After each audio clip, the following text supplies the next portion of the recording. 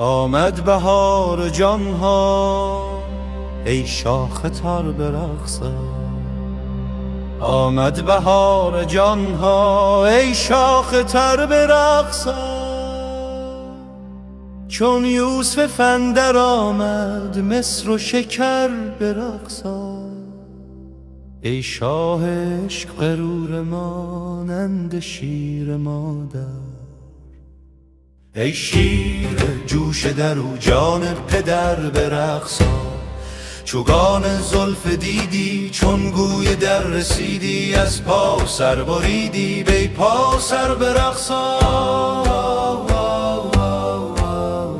تیغی به دست خونی آمد مرا که چونی، گفتم بیا که خیر است گفتا نحشر برقصا.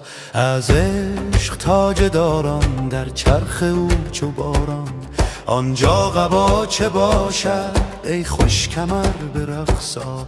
ای مست هست گشته بر تو فنا نبشته، رقعه فنا رسیده بهر سفر برقصا. در دست جام باده آمد بتان پیاده، گر نیستی تو ماده زان شاه نر برقصا.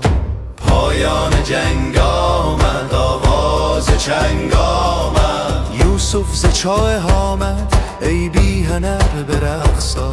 تا چند وعده باشد و این سر به سجده باشد، هجرم ببرده باشد رنگ و اثر برقصا. کی باشد آن زمانی گوید مرا فلانی، کی بی خبر فنا شو ای با خبر برقصا. طاووس ما درآید و آن رنگ ها برآید، با مرغ جان سراید بی بال و پر برقصا.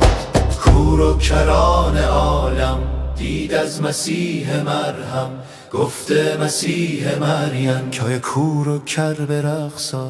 مخدوم شمس دین است تبریز رشک چین است، اندر بهار حسنش شاخ و شجر برقصا.